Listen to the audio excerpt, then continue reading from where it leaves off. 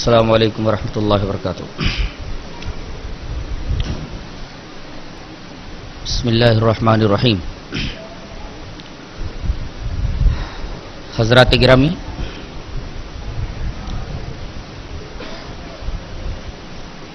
پانچ تاقراتوں میں سے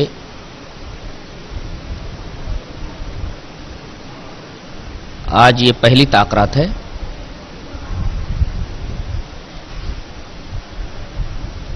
آج ہم قیام اللیل میں تلاوت کیے گئے 19ویں پارے کے مطالب کا خلاصہ پیش کریں گے۔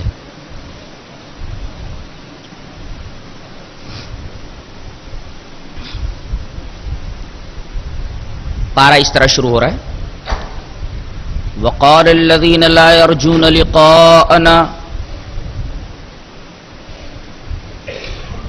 لولا انزل علينا الملائكة او نرى ربنا لقد استكبروا في انفسهم وعتوا عتوا كبيرا۔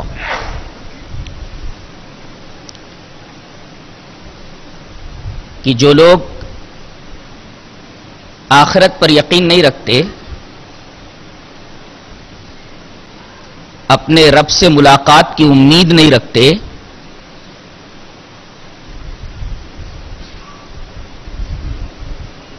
وہ یہ کہتے ہیں کہ محمد کہتے ہیں کہ ہمارے اوپر آسمان سے فرشتے نازل ہوتے ہیں، تو ہم بڑے لوگوں کے اوپر آسمان سے فرشتے نازل کیوں نہیں ہوتے؟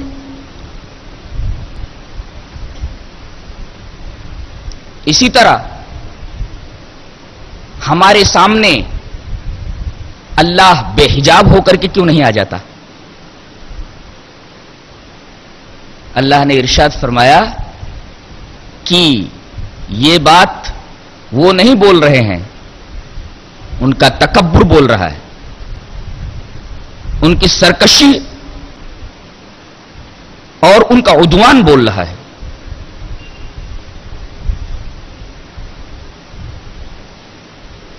یہ چاہتے ہیں کہ حقیقت کو بصیرت سے نہیں بصارت سے دیکھ لیں، یعنی یہ چاہتے ہیں کہ حقیقت کو دل کی آنکھوں سے نہیں بلکہ سر کی آنکھوں سے دیکھ لیں۔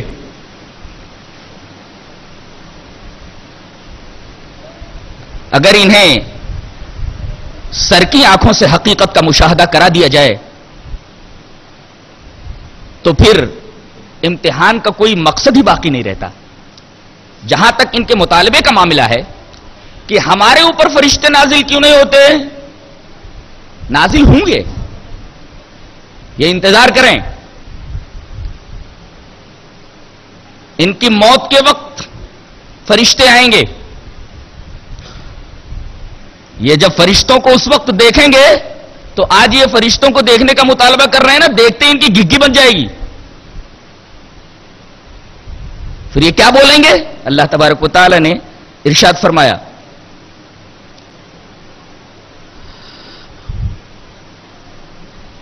یہ کہیں گے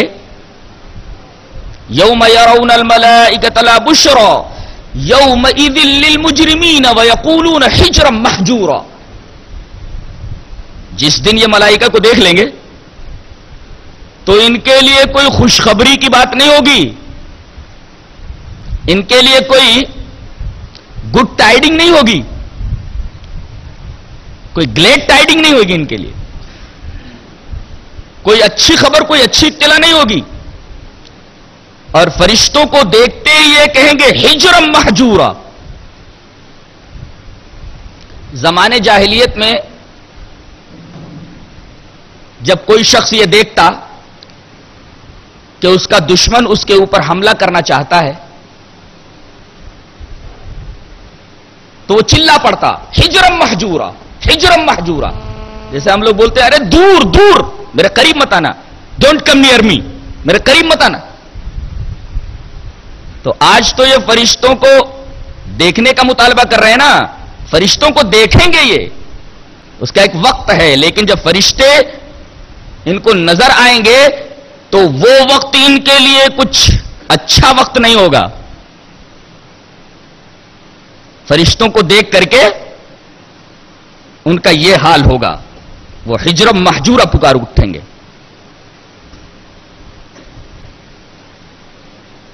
اور بھی ایک وقت ہوگا فرشتوں کے اترنے کا. کیا بات کہی گئی ہے؟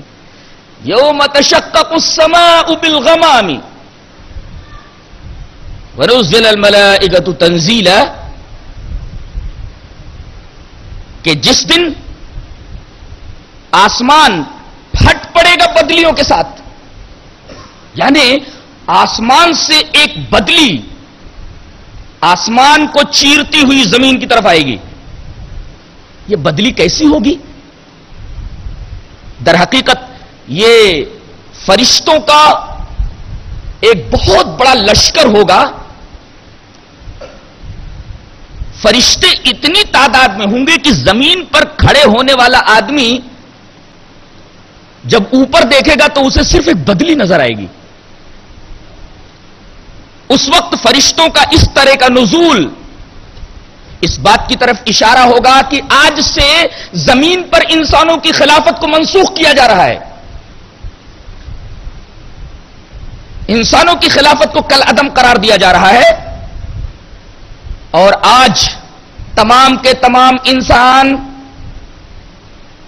اس بہت بڑی عدالت کے کٹہرے میں کھڑے ہو کر کے اپنے اوپر لگائے گئے الزامات کا سامنا کریں اور دنیا میں کیے گئے اپنے کرتوتوں کا حساب و کتاب دیں.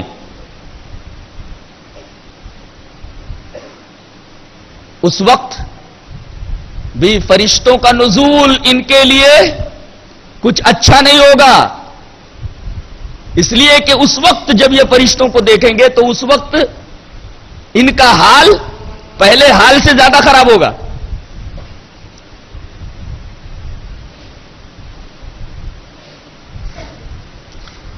اس کے بعد ایک بڑی پیاری بات ارشاد فرمائی جا رہی ہے کہ کچھ لوگ دنیا میں بڑے بڑے کارنامے انجام دیتے ہیں اور ان کی آرزو اور تمنا ہوتی ہے کہ ہم اس کارنامے کو انجام دینے کے بعد قوم کے ہیرو بن جائیں، ملک کے ہیرو بن جائیں، دنیا ہمیں ہیرو کہنے لگے. اسی طریقے سے بعض اللہ کے نافرمان دنیا میں کچھ اچھے اور بھلے کام کرتے ہیں، ان کے ان بھلے کاموں پر انہیں بڑا غرہ ہوتا ہے،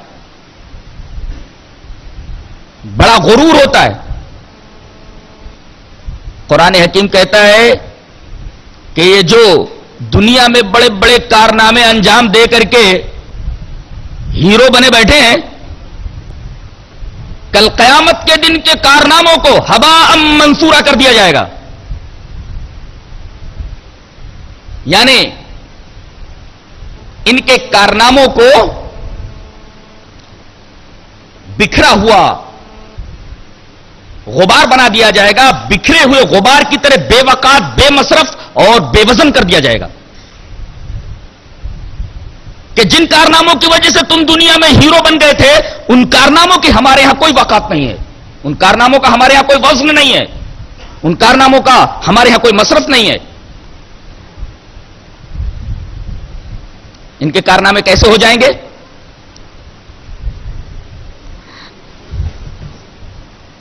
as scattered particle of dust, ہباء منصورا بنا کر کے چھوڑ دیا جائے گا. اس آیت کریمہ میں پھر اسی حقیقت کی تعلیم دی گئی ہے کہ جس طرح بغیر بنیاد کے کسی عمارت کو کھڑا نہیں کیا جا سکتا، ایسے ہی کوئی بھی حسن عمل بغیر ایمان اور عقیدے کے معتبر نہیں. اللہ کے ہاں نیک عمل وہی قبولیت کے درجے تک پہنچے گا جس حسن عمل کے پیچھے ایمان اور عقیدے کی مستحکم بنیاد ہو.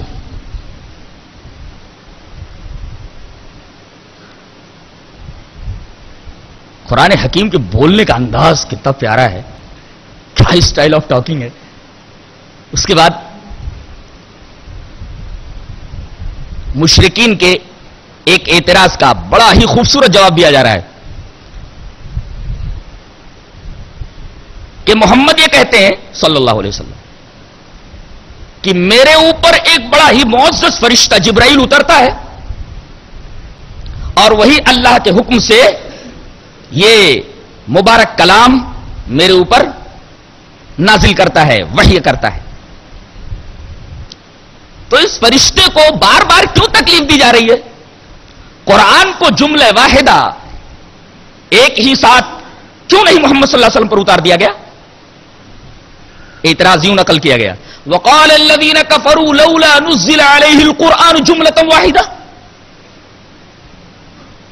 یہ کرمنلز، یہ مجرمین، یہ اللہ کے نافرمان، یہ سرکش، یہ ڈسبلیورز، یہ اعتراض کرتے ہیں کہ بار بار اس فرشتے کو آنے جانے کی کیوں تکلیف دی جا رہی ہے؟ قرآن حکیم کو یک بارگی کیوں نہیں محمد پر اتار دیا گیا صلی اللہ علیہ وسلم؟ جواب کتنا حسین ہے، سننے جیسا ہے. فرمایا گیا لِنُثَبِّتَ بِهِ فُؤَادَكَ. سوال اتنا بڑا، جواب بہت مختصر، شارٹ بٹ ویری سویٹ. لِنُثَبِّتَ بِهِ فُؤَادَكَ، تاکہ ہم قرآن کو تمہارے دلوں میں راسخ کر دیں، جما دیں. بھلا بتاؤ کہ سائنس کی ایک پوری کتاب ہو، بایولوجی کی ایک پوری کتاب ہو، کیمسٹری کی ایک پوری کتاب ہو، فزکس کی ایک کتاب ہو، ایک استاذ ایک ہی نشست میں ایک ہی وقت میں پوری کتاب پڑھا سکتا ہے. لیکن ذرا یہ تو بتاؤ کہ اسٹوڈنٹس، شاگرد، یہ کتاب کے مشتملات، کتاب کے محتویات، کتاب کے مضامین، کتاب کی مفاہیم کو ہضم کر پائیں گے، محفوظ رکھ پائیں گے؟ تو جس طریقے سے ایک بہترین معلم، ایک بہترین ٹیچر، ایک بہترین پروفیسر سبقن کتاب کے مضامین کو اسٹوڈنٹس کے سامنے پیش کرتا ہے، اسی طریقے سے قرآن حکیم ایک بہترین پروفیسر ہے، ایک بہترین معلم ہے، ایک بہترین ٹیچر ہے. اس کا بھی طریقہ کار یہی ہے کہ اس اعلی درجے کی کتاب کے مضامین کو اور مشتملات کو جان رحمت کی طرح ہے. یہ وہ بارش ہے رحمت کی جو آسمان سے انسانوں کے اوپر برسی ہے. ذرا سوچو اے اعتراض کرنے والوں کہ بارش کون سی مفید ہوتی ہے؟ جو دھیرے دھیرے بہت دنوں تک برسے، یا ایک مہینے کی بارش ایک ہی دن ہو جائے؟ اگر ایک مہینے کی بارش ایک ہی دن ہو جائے، چاروں طرف جل تھل ہو جائے گا، تمہاری دکانیں ڈوب جائیں گی، تمہارے مکانات غرقاب ہو جائیں گے.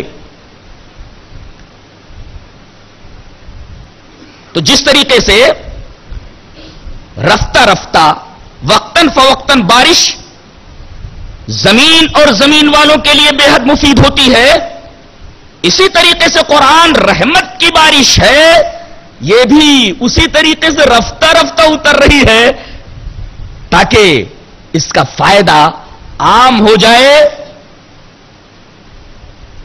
جس طریقے کی وہ بارش ہوتی ہے جو زمین کے اوپر رفتہ رفتہ برستی ہے، وقتاً فوقتاً برستی ہے.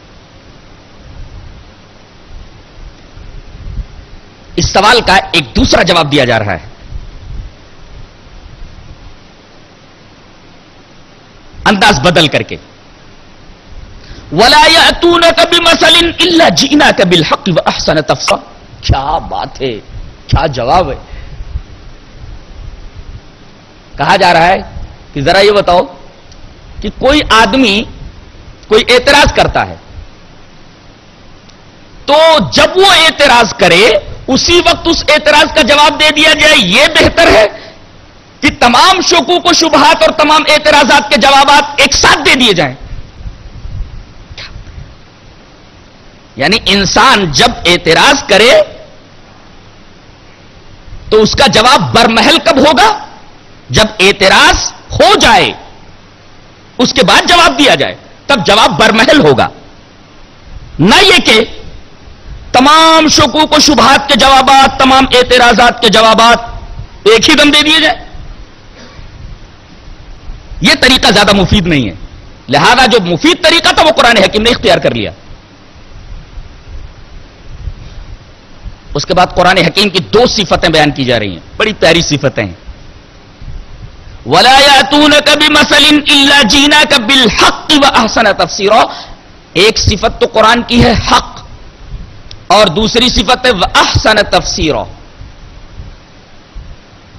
حق جو ہے یہ قرآن حکیم کی ذاتی صفت ہے، یعنی یہ فی نفس ہی قاطع شبہ ہے، شکوک و شبہات کو کاٹنے والی ہے، اعتراضات کو دور کرنے والی ہے۔ یہ صفت یعنی حق، یہ قرآن حکیم کی ذاتی صفت ہے، یعنی یہ فی نفس ہی قاطع شکوک و شبہات ہے۔ اور وہ احسن تفسیر، احسن تفسیر یہ قرآن حکیم کی دوسری صفت جو ہے یہ اضافی صفت ہے، یعنی یہ وضاحت کے اعتبار سے، ایکسپلینیشن کے اعتبار سے بہت ہی قریب الفہم ہے۔ اگر آدمی اس کو سمجھنا چاہے تو بڑی آسانی سے سمجھ سکتا ہے۔ حیرت کی بات ہے کہ کچھ لوگ یہ پروپیگنڈا کرتے ہیں کہ قرآن صرف عالموں کے لیے ہے۔ یہاں قرآن حکیم کہتا ہے کہ میں اپنی وضاحت کے اعتبار سے احسن تفسیر ہوں، میں اپنی وضاحت کے اعتبار سے بہت ہی قریب الفہم ہوں۔ ہے کوئی سمجھنے والا؟ قرآن آواز دے رہا ہے، اس لیے کہ کتاب سب سے پہلے امیوں کے سامنے پیش کی گئی، جو پڑھے لکھے نہیں تھے، امیوں نے سمجھ لیا۔ اور آج سائنس پڑھنے والے، بڑی بڑی ڈگریاں حاصل کرنے والے لوگ قرآن کو نہیں سمجھ سکتے۔ یہ انتہائی حیرت انگیز بات ہے۔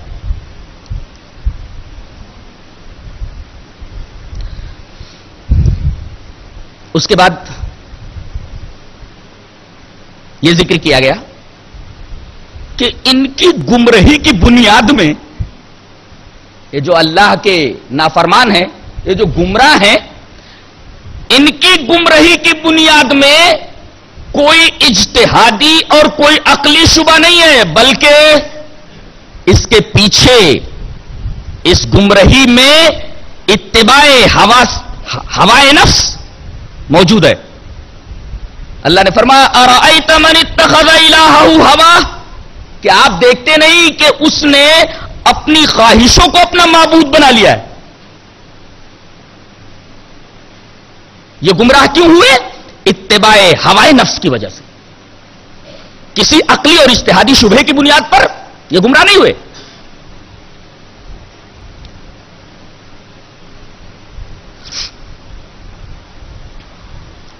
آگے ایک ہی آیت سے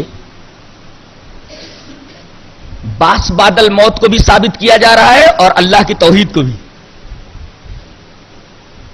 فرمایا گیا الم تر الی ربک کیف مد الظل ولو شاء لجعله ساکنا ثم جعلنا الشمس علیہ دلیلا ثم قبضناہ الینا قبضا یسیرا۔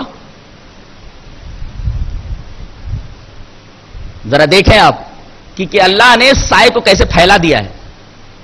آئیے دیکھتے ہیں سایہ کسے کہتے ہیں۔ What is shade, what is shadow, سایہ کیا ہے اس کو پہلے سمجھ لیں۔ دھوپ اور تاریکی کے بین بین جو حالت ہوتی ہے اسی کو سایہ کہا جاتا ہے۔ تاریکی اور دھوپ، ان دونوں کے بیچ بیچ کی کیفیت کو، ان دونوں کی بیچ بیچ کی حالت کو سایہ کہا جاتا ہے۔ اس میں غور کیجئے تو تاریکی کی طرح ناگوار بھی نہیں ہے، اس لیے کہ آدمی کو تاریکی سے وحشت ہوتی ہے۔ تو سائے کو دیکھیے تو اس میں تاریکی کی طرح یہ ناگوار نہیں لگتا، اور دھوپ کی طرح گرم بھی نہیں ہے۔ دھوپ گرم ہوتی ہے اور تاریکی سے آدمی کو وحشت ہوتی ہے. ان دونوں کے بیچ بیچ کی کیفیت سایہ ہے, دھوپ کی طرح, نہ تو گرم ہے اور نہ تاریکی کی طرح نہ خوشگوار. اب اس سائے کے اوپر غور کرو.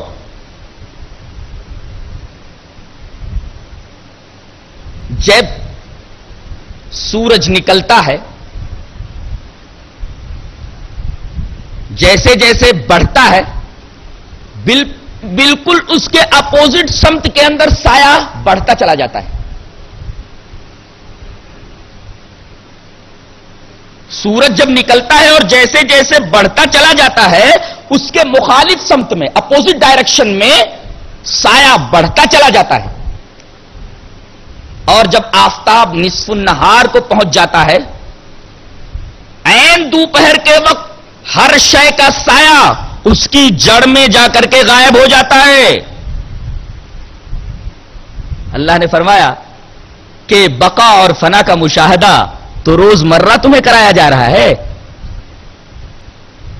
سایہ نظر آتا ہے, سایہ بڑھتا ہے, پھر ایک خاص وقت میں ہر چیز کا سایہ غائب ہو جاتا ہے, فنا ہو جاتا ہے.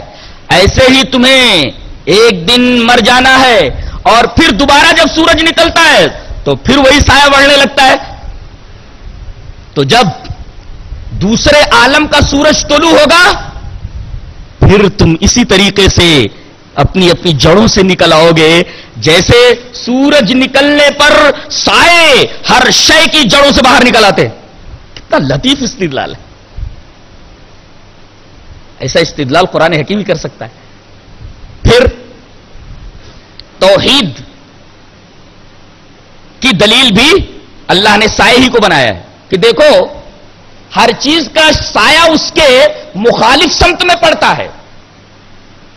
یہاں تک کہ اللہ کے نافرمان کا بھی, ڈس بلیور کا سایہ بھی اس کے مخالف سمت میں پڑتا ہے. اگر ہر شے کا سایہ, انسان کا سایہ اس کے موافق سمت میں ہو تو ایسا لگے گا جیسے سایہ اس کو سجدہ کر رہا ہے, لیکن ہر شے کا سایہ اس کے مخالف سمت میں گرتا ہے, یعنی انسان کا خود کا سایہ خود کو سجدہ نہیں کرتا. حیرت کی بات تو یہ ہے کہ اپنے سائے سے مشرک عبرت نہیں لیتا کہ میرا سایہ جب غیر کو سجدہ نہیں کرتا تو میں غیر کو سجدہ کیسے کروں. یہ بھی توحید کے اوپر ایک انتہائی لطیف استدلال ہے. اس کے بعد باس بادل موت پر نیند کو دلیل بنایا گیا. کیا بات ہے. فرماتا ہے اللہ تبارک تعالیٰ, وَهُوَ الَّذِي جَعَلَ لَكُمُ اللَّيْلَ لِبَاسًا وَالنَّوْمَ سُبَاتًا وَجَعَلَ النَّهَارَ نُشُورًا. وہی ذات ہے جس نے تمہارے لیے رات کو لباس بنا دیا اور نیند کو سبات بنا دیا. پہلے یہ دیکھیے, اللہ تعالی نے یہ ارشاد فرمایا کہ اگر دیکھو گے تو تمہاری اس نیند کے اندر میری تین نعمتیں موجود ہیں, اور ان تین نعمتوں کا شکریہ تو درکنار, ایک نعمت کا بھی شکریہ نہیں ادا کر سکتے. کیسے؟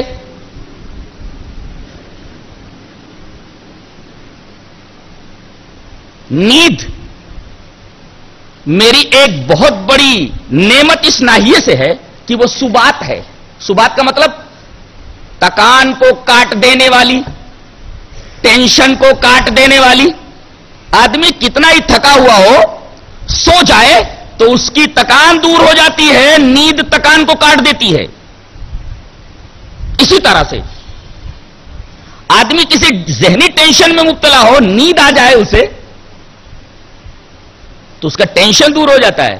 اسی وجہ سے جب آدمی کو نیند نہیں آتی تو وہ سلیپنگ پلس لیتا ہے. اسی طریقے سے ڈاکٹر یہ دیکھتا ہے کہ اسے نیند نہیں آ رہی ہے تو اس کو نیند کا انجیکشن دیتے ہیں تاکہ اس کا ٹینشن دور ہو جائے, جس کنفیوژن میں مبتلا اس کا کنفیوژن دور ہو جائے. اور اگر سو بھی گیا تو تھوڑی دیر میں اس کی نیند اچاٹ ہو جاتی ہے, جاگ جاتا ہے, صحیح طریقے سے سو نہیں پاتا.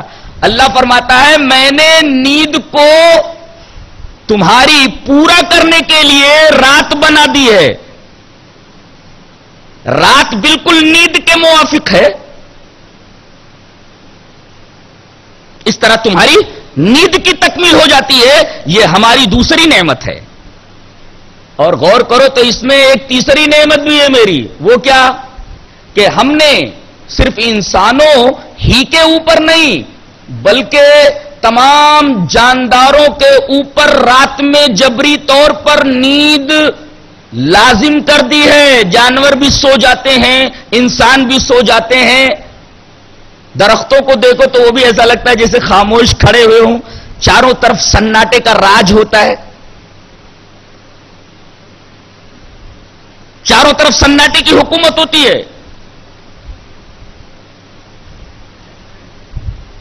تمام جانداروں کے لیے بشمول انسان ہم نے رات میں جبری طور پر نیند لازم کر دی، ان کے اوپر طاری کر دی. اگر لوگوں کی نیند کے اوقات مختلف ہوتے تب بھی تمہاری نیند پوری نہیں ہوتی. اس لیے کہ اگر کچھ لوگوں کے نیند کے اوقات کچھ ہوتے، کچھ لوگوں کے نیند کے اوقات کچھ ہوتے، کچھ لوگوں کے نیند کے ٹائمز کچھ ہوتے تو اس طرح شور و شغب ہوتا اور شور و شغب میں بار بار تمہاری نیند اچاٹ ہو جاتی. تمہیں مکمل ذہنی سکون نہیں ملتا. ہماری اس نیند کے اندر غور کرو تو ایک تیسری نعمت بھی ہے.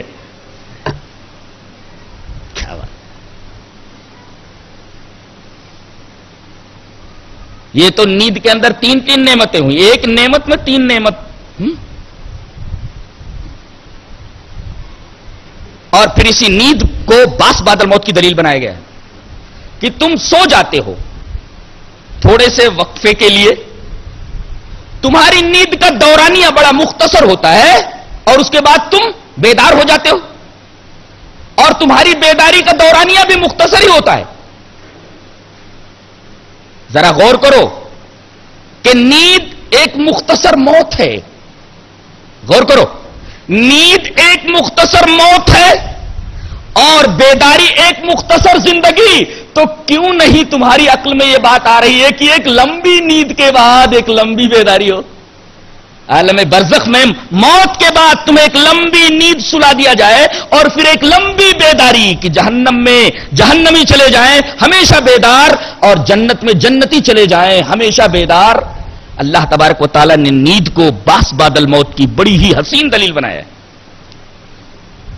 پانی پلاؤ پانی. اس کے بعد ایک بڑی عجیب بات فرمائی جا رہی ہے. دیکھو کتنی عجیب بات ہے. لِنُحْيِيَ بِهِ بَلْدَةً مَيْتًا وَنُسْقِيَهُ مِمَّا خَلَقْنَا أَنْعَامًا وَأَنَاسِيَّ كَثِيرًا.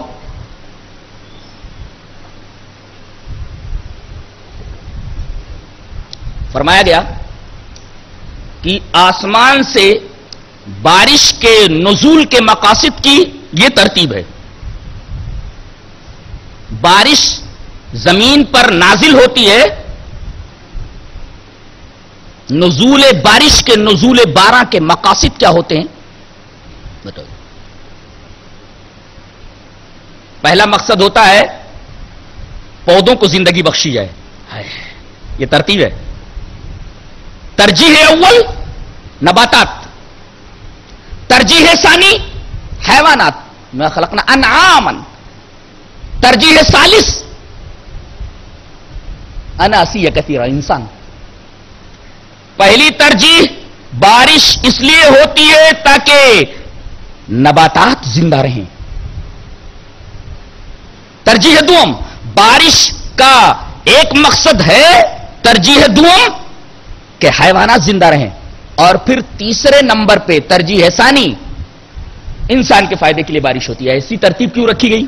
وجہ اس کی اس لیے کہ کچھ دنوں اگر بارش نہ ہو تو انسان آلات کے ذریعے زیر زمین سے پانی نکال کر کے استعمال کر سکتا ہے.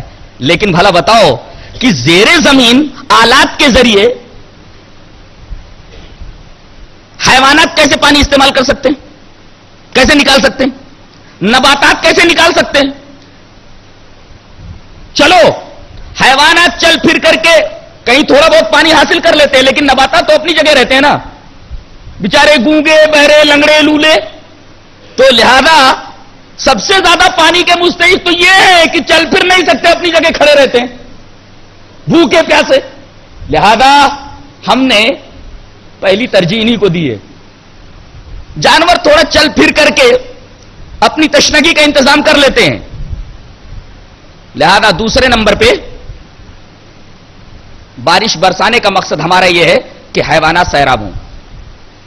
اور تیسرے نمبر پہ انسان. یہ نزول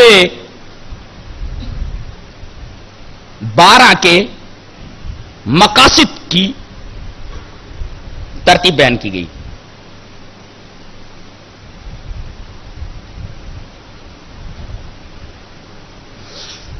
اس کے بعد یہ فرمایا جا رہا ہے فَلَا تُطِعِ الْكَافِرِينَ وَجَاهِدْهُمْ بِهِ جِهَادًا كَبِيرًا. آپ اللہ کے نافرمانوں کی اطاعت مت کیجیے, قرآن کے ذریعے جہاد کیجیے. آپ یہاں بندوق اٹھا لیا لوگوں نے, تلواریں اٹھا لی لوگوں نے. قرآن حکیم کہتا ہے کہ مجھے لوگوں کے سامنے پیش کرو, یہ سب سے بڑا جہاد ہے. قرآن حکیم اس کو جہاد بول رہا ہے کہ ہر ایک کے سامنے قرآن حکیم پیش کیا جائے. وَجَاهِدْهُمْ بِهِ جِهَادًا كَبِيرًا, یہ سب سے بڑا جہاد ہے.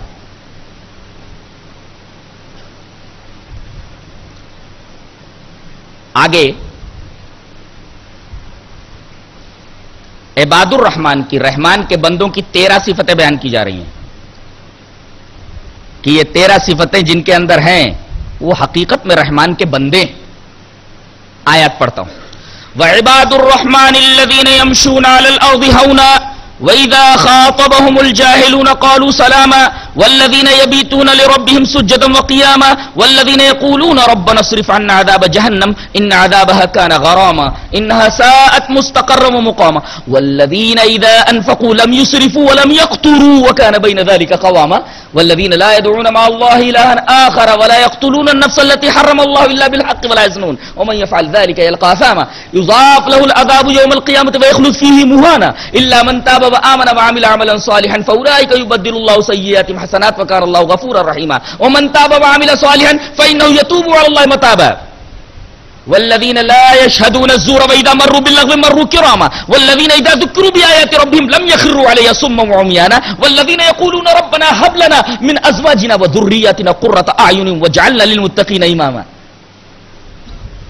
ان آیات کے اندر عباد الرحمن کی 13 صفتیں بیان کی گئی ہیں. پہلی صفت, رحمان کے بندوں کی پہلی صفت یہ ہے کہ وہ زمین کے اوپر نرم انداز سے چلتے ہیں. ایک بات نوٹ کی جائے, انسان کی چال اس کے باطن کے حال کا مظہر ہوتی. کیا انسان کی چال اس کے باطن کے حال کا مظہر ہوتی ہے؟ یعنی انسان کی چال اس کے باطن کا عکاس ہوتی ہے, اس کے دماغی کیفیت کا عکاس ہوتی ہے. انگریزی کا مشہور مقولہ ہے the face is index of mind. چہرہ اندروں کا آئینہ دار ہوتا ہے, ذہنی کیفیت کا آئینہ دار ہوتا ہے. تو جب حقیقت یہ ہے کہ انسان کی چال اس کے باطن کے حال کا مظہر ہوتی ہے, تو اگر آدمی اطراحت کے ساتھ چل رہا ہے, تکبر کے ساتھ چل رہا ہے, غرور کے ساتھ چل رہا ہے, اس کی چال میں اطراحت ہے, اس کی چال میں تبختر ہے, اس کی چال میں تکبر ہے, تو سمجھو کہ یہ اس کے باطن کا آئینہ دار ہے, اس کے دل میں غرور ہے, اس کے دل میں اطراحت ہے, اس کے قلب کے اندر یہ غلاظتیں بھری ہوئی ہیں. اور دیکھو کہ کوئی شخص نرم روی اختیار کرتا ہے تو سمجھا جائے کہ اس کا باطن متواضع ہے, اس کے باطن میں انکساری ہے. اس لیے کہ باطن اگر منکسر نہ ہوتا, باطن اگر نرم روی اپنے اندر نہیں رکھتا, تو ظاہر کے اندر اس کا اس طریقے سے اظہار کیسے ہوتا؟ تو رحمان کے بندے وہ ہیں جو زمین کے اوپر بڑی نرمی سے چلتے ہیں, یعنی تکبر سے نہیں چلتے, اطراحت کے ساتھ نہیں چلتے, تبختر کے ساتھ نہیں چلتے, نیز ذلت کے ساتھ نہیں چلتے. یہ بھی آ گیا, انکساری اور ہے, ذلت الگ ہے. ذلت کے ساتھ نہیں چلتے, یہ مفہوم بھی ہے. سر اٹھا کر جیتے ہیں، ذلیل ہو کر نہیں. دوسری صفت وَإِذَا خَاطَبَهُمُ الْجَاهِلُونَ قَالُوا سَلَامًا. جاہل لوگ جب بحث پر آمادہ ہو جاتے ہیں کہتے بھائی تو ہی بڑا، السلام علیکم میں چلا. جاہلوں سے الجھتے نہیں، یہ ان کی دوسری صفت ہے. تیسری صفت ان کی رات رکوع اور سجدوں میں گزرتی ہے. کیا صفت ہے! وَالَّذِينَ يَبِيتُونَ لِرَبِّهِمْ سُجَّدًا وَقِيَامًا.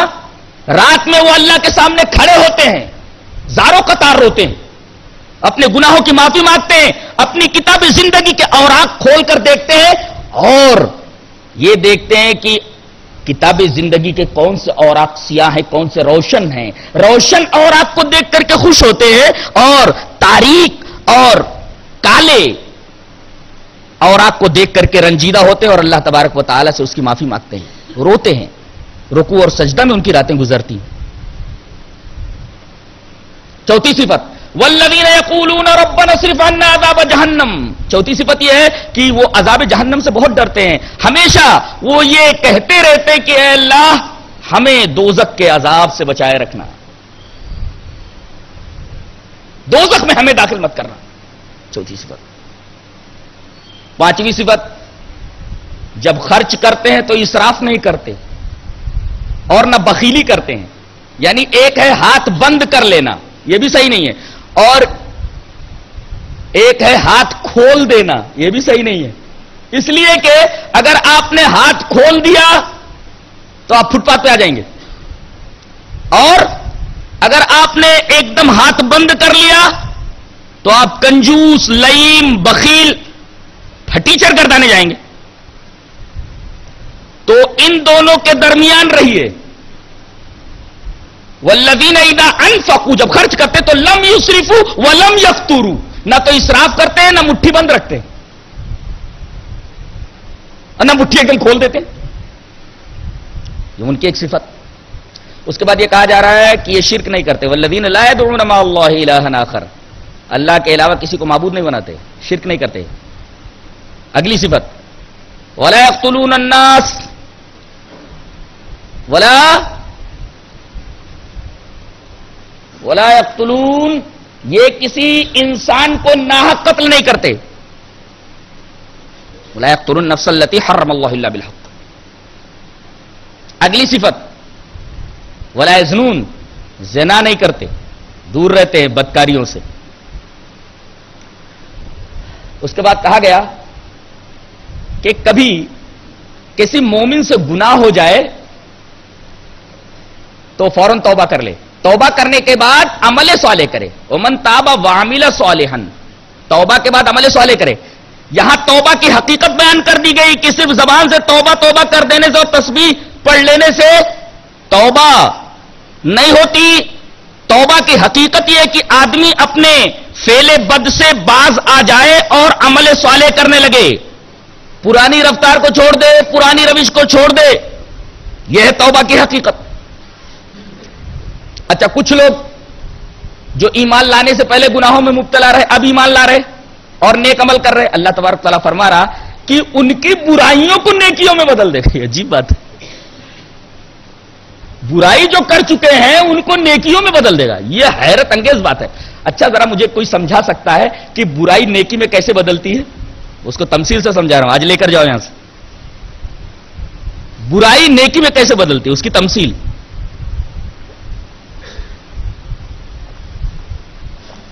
50 کتابوں میں تفصیل نہیں ملے گی.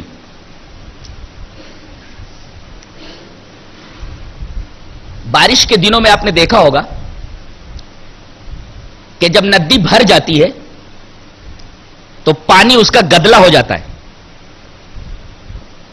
کشتی میں ناؤ چلانے والے ملاح کو چونکہ بار بار اس پار سے اس پار کشتی لے کر جانا ہوتا ہے، لوگوں کو اس پار سے اس پار سے اس پار لانا ہوتا ہے، لہذا وہ ایک کٹیا بنا کر کے دریا کے کنارے ہی رہتا ہے.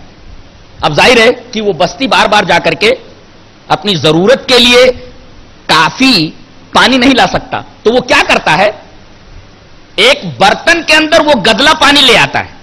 دیکھو گدلا پانی ہے، جیسے برائی، گدلا پانی لا کر کے اس کے اندر پھٹکری ڈال دیتا ہے، جس کو انگریزی میں ایلم بولتے نا، ایلم، پھٹکری ڈال دیتا ہے. پھٹکری ڈال دینے کی وجہ سے کیا ہوتا ہے؟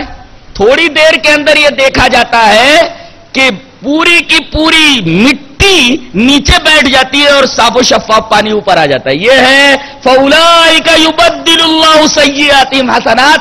اللہ ان کی برائیوں کو اس طرح نیکیوں میں بدل دیتا ہے جیسے پھٹکری ڈالنے پر مٹی نیچے بیٹھ جاتی ہے اور صاف و شفاف پانی اوپر آ جاتا ہے. ہم اللہ سے دعا کریں اللہ ہماری بھی برائیوں کو اسی طرح اپنی رحمت کی پھٹکری ڈال کر کے نیکیوں میں بدل دے. اپنی رحمت کی عالم ڈال دے, پھٹکری ڈال دے.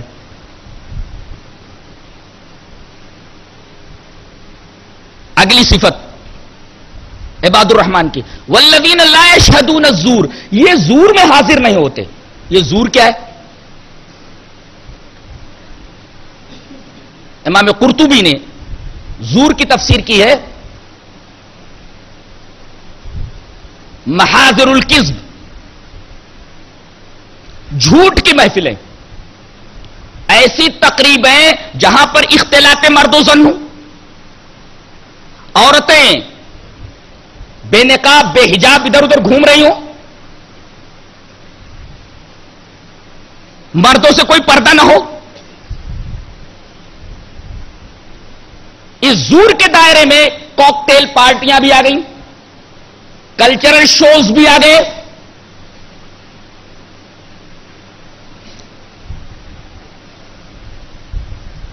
اور اس طریقے سے جو مختلف قسم کے شوز ہوا کرتے ہیں اس دائرے میں آ گئے. امام ابن تیمیہ رحمۃ اللہ علیہ نے اپنی مشہور کتاب اقتضاء الصراط المستقیم کے اندر زور کی تفسیر یہ فرمائی ہے الزور هو اعیاد المشرکین. اللہ کے نافرمانوں کی مشرکوں کی جو عیدیں ہیں وہ مرادیں ہیں, اس میں نہیں جاتے. مثلا درگاہوں کے اوپر دیکھیے شرک ہو, بدعت ہو, تو ایسی شرک کی جگہوں پر اور بدعت کی جگہوں پر مت جاؤ, اس لیے کہ عباد الرحمان آیاد المشرکین میں نہیں جاتے, مشرکین کی عیدوں میں نہیں جاتے.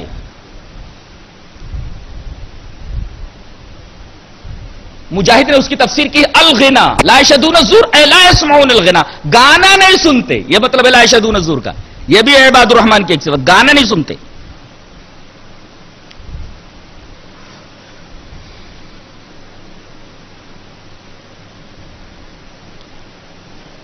اگلی صفت یہ بیان کی گئی کہ جب ان کے سامنے اللہ کی آیتیں بیان کی جاتی ہیں تو اندھے بہرے ہو کر نہیں گرتے, یعنی بس قرآن کو سن لیا, اللہ نے اس میں کیا کہا ہے اس پر غور نہیں کرتے, اندھے بہرے گونگے بنے بیٹھے رہتے ہیں. تو اللہ کی آیتیں جب ذکر کی جائیں تو اس پر غور و فکر کرو, اس کو اپنی زندگی میں لاؤ, اس پر عمل کرو.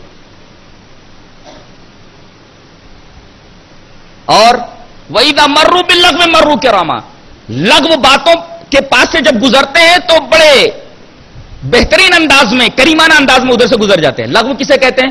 لغو کہتے ہیں ہر وہ بات جس کا نہ تو کوئی دنیاوی جائز فائدہ ہو اور نہ تو اس کا کوئی اخروی فائدہ ہو, ہر اس چیز کو لغو کہتے ہیں. اگر کوئی کھیل ایسا ہو جس سے نہ تو دنیاوی فائدہ ہو جائز اور نہ اخروی فائدہ ہو, کھیل بھی اسی لغو کے دائرے میں آتا ہے. اور عباد الرحمان کی صفت ہے کہ ایسے لغو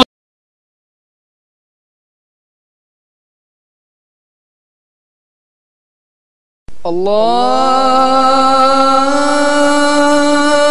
اکبر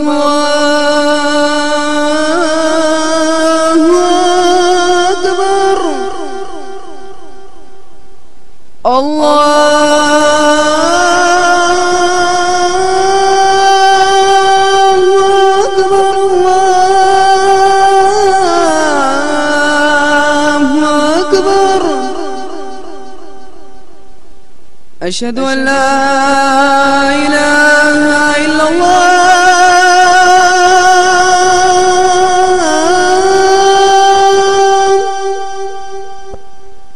اشہد ان لا الہ الا اللہ.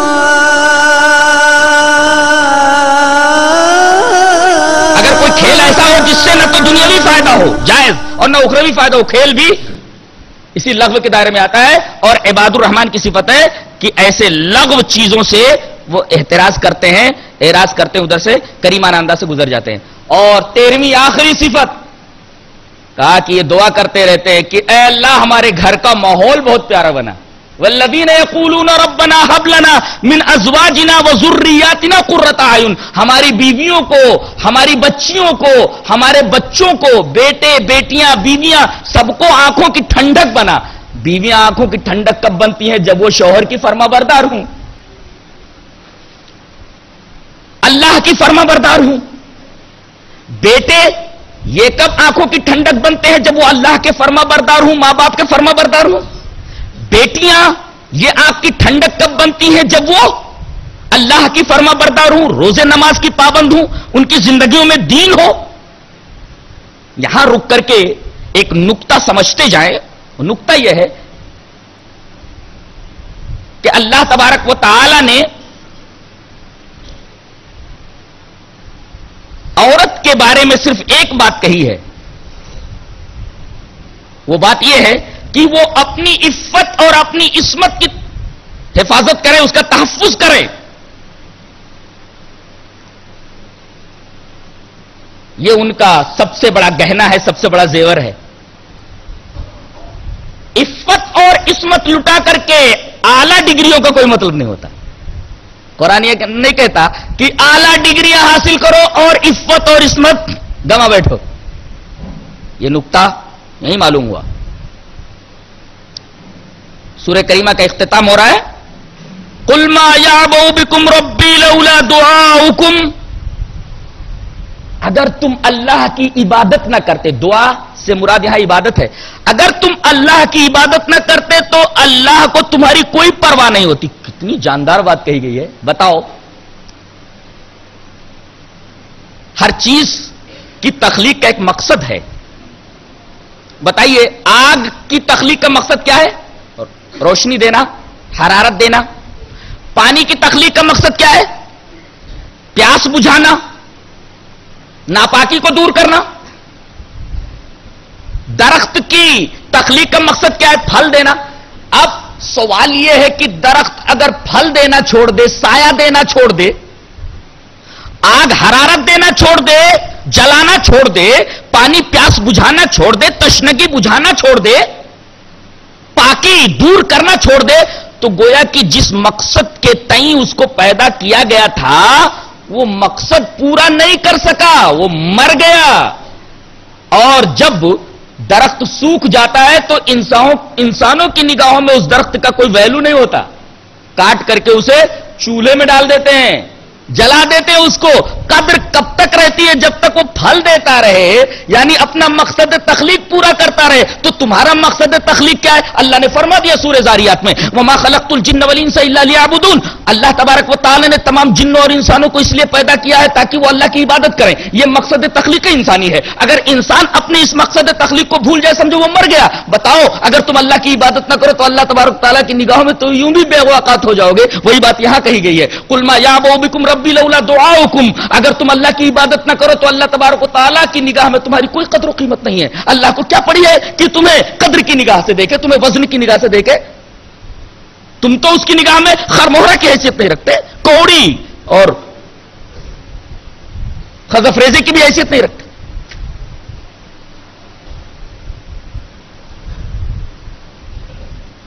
اس کے بعد حضرت نوح علیہ السلام سے لے کر کے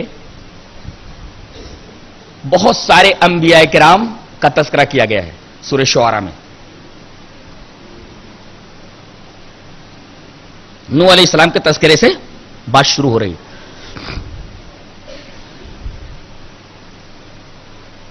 یہاں حضرت ہود علیہ السلام کی قوم عاد کا تذکرہ کیا گیا کہ یہ ایک عجیب حرکت کرتے تھے. حرکت کا ذکر ہے اتبنون بکل ریعٍ آیۃ تعبثون. کیا تم لوگ ہر بلند جگہ کے اوپر ایک نشانی بنا کر کے چھوڑ دیتے ہو؟ یعنی یہ جہاں جاتے وہاں ایک بلڈنگ بنا لیتے تھے اونچی جگہ پہ, اور کچھ دن رہتے اس کے بعد اس کو ابینڈن کر کے چھوڑ کر کے چلے آتے تھے.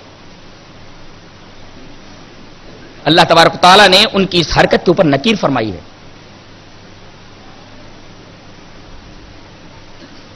آج بہت سارے دنیا پرست لوگ ایسے ہیں جو اس طریقے کی یادگاروں کو قومی یادگار کہتے ہیں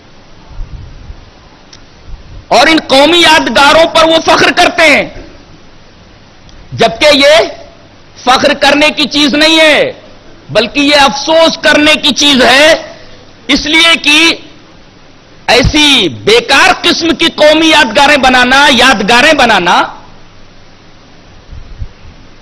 ایک فضول اور عبث کام ہے. اس میں آدمی اپنی قوتوں کو اور وسائل کو کی نمائش کر کے اپنا مقصد حیات بھول جاتا ہے. یہ ہے ایلورا اجنتا کی گفائیں ہیں، قطب مینار ہے، تاج محل ہے.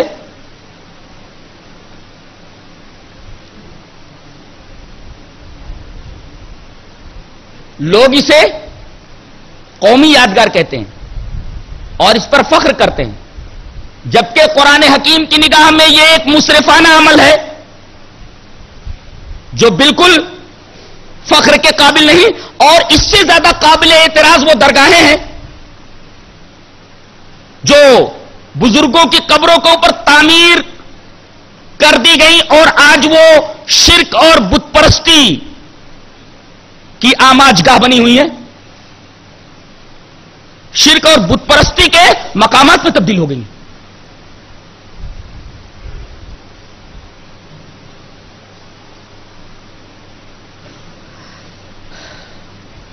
آگے کچھ سوالوں کے جوابات دیے جا رہے ہیں کہ محمد صلی اللہ علیہ وسلم کے اوپر یہ جو کلام اتر رہا ہے یہ شیاطین اتارتے ہیں.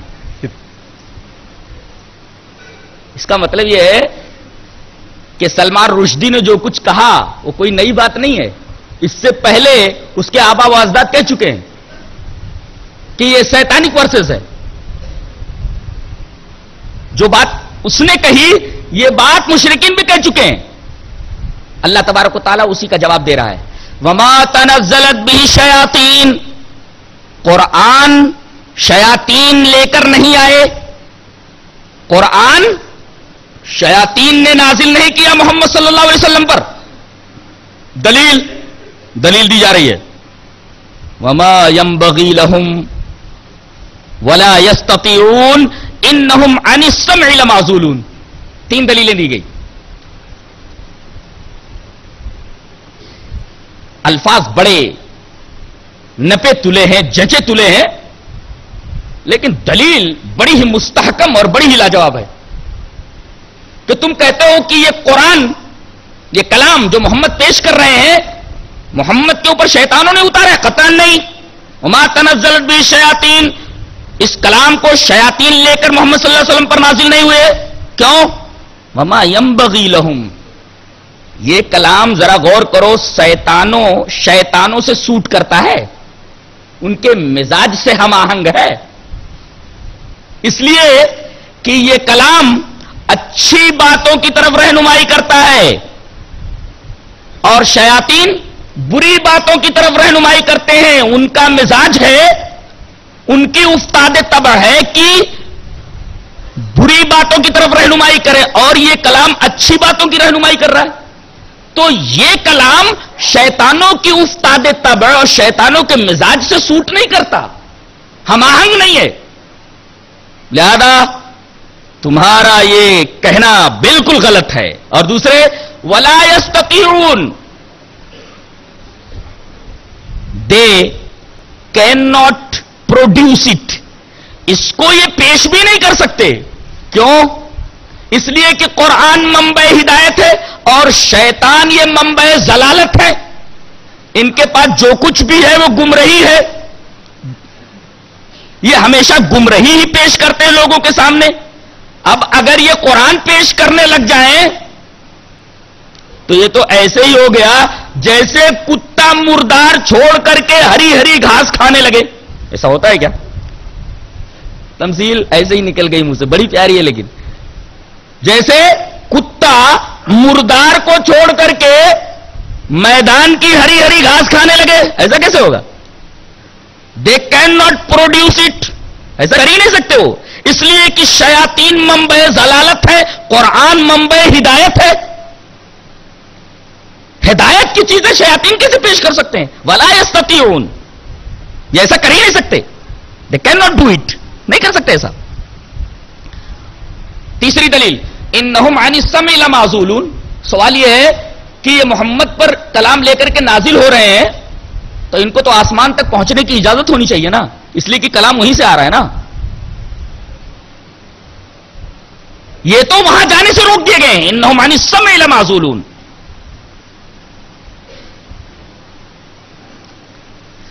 یہ تو اس اعتراض کا جواب تھا کہ محمد کی یہ باتیں شیطانک ورسز ہیں, نعوذ باللہ. اس کے بعد 4 آیتوں میں شعر اور شاعری کے اوپر جو کچھ کہا گیا ہے اس سے زیادہ کچھ نہیں کہا جا سکتا. اب تک شعر و شاعری کے اوپر جتنی کتابیں لکھی گئی ہیں, میں تو کہتا ہوں کہ 4 آیتوں میں شعر و شاعری کے بارے میں جو کچھ کہہ دیا گیا ہے اس سے زیادہ کہنا چھوٹا منہ بڑی بات ہے, اور سورج کو چراغ دکھانے کے مرادف.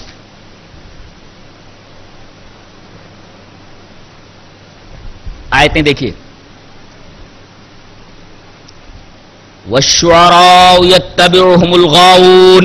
یہ دیکھو پہلی آیت, أَلَمْ تَرَ أَنَّهُمْ فِي كُلِّ وَادٍ يَهِيمُونَ. دوسری آیت, وَأَنَّهُمْ يَقُولُونَ مَا لَا يَفْعَلُونَ. تیسری آیت, إِلَّا الَّذِينَ آمَنُوا وَعَمِلُوا الصَّالِحَاتِ وَذَكَرُوا اللَّهَ كَثِيرًا وَانتَصَرُوا مِن بَعْدِ مَا ظُلِمُوا وَسَيَعْلَمُ الَّذِينَ ظَلَمُوا أَيَّ مُنقَلَبٍ يَنقَلِبُونَ. یہاں سورہ شعراء ختم ہو رہی ہے. سورہ کریمہ کا نام ہی ہے سورہ آف پوئٹس, سورۃ الشعراء, شاعر کی جمع ہے شعراء. ان 4 آیتوں کے اندر کیا کہا گیا ہے؟ بنیادی طور پر یہ کہا گیا ہے کہ شاعر 2 طریقے کے ہوتے ہیں. شاعروں کی 2 قسمیں ہوتی ہیں, ایک ہوتا ہے شاعر رحمانی, ایک ہوتا ہے شاعر شیطانی. شاعر شیطانی کون ہوتا ہے؟ جو القاءات شیطانیہ, ایحاءات شیطانیہ, القاءات شیطانیہ کو نظم کے قالب میں ڈھالتا ہے, اسے شعر کے قالب میں ڈھال کر کے لوگوں کے سامنے پیش کرتا ہے.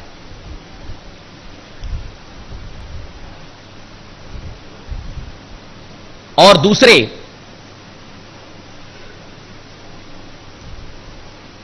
آپ دیکھیں گے تو ہر وادی کے اندر بھٹکتا رہتا ہے. ہر وادی کے اندر بھٹکنے کا کیا مطلب ہے؟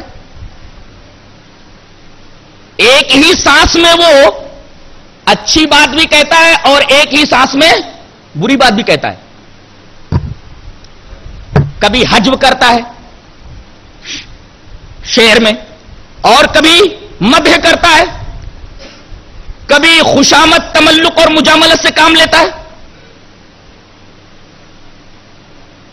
کبھی جھوٹ اور مبالغہ آرائی کرتا ہے, اور جھوٹ اور مبالغہ آرائی کے اندر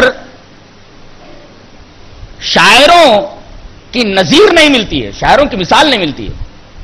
اس قدر مبالغہ آرائی کرتے ہیں اور اس قدر جھوٹ بولتے ہیں. جھوٹے عاشق بن جاتے ہیں, خیالی معشوق بنا لیتے ہیں, کبھی نالے نیم شبی سے پورے ربع مسکوں کو ہلا دیتے ہیں, آہو فغا کے شور سے کروبیوں کے کان بہرے کر دیتے ہیں. یہ شعر و شاعری پر بحث ہو رہی ہے, اس وجہ سے وہی زبان استعمال کر رہا ہوں. بار بار تیغ ابرو سے شہید ہوتے ہیں اور بار بار ایک ٹھوکر سے جی بھی اٹھتے ہیں. اس کا مطلب یہ ہوا کہ زندگی ایک لباس ہے, جب چاہا پہن لیا, جب چاہا اتار دیا. اکثر یہ قیامت کے میدانوں سے بھی گزرتے ہیں. کبھی جہنم کی سیر کرتے ہیں، کبھی جنت کی سیر کرتے ہیں. کبھی درے خمار کے اوپر جا کر کے وہاں جباسائی کرتے ہیں. بادانوشی پہ آ جائیں تو شراب کے خم لٹھا دیں، پھر بھی سیر نہ ہوں.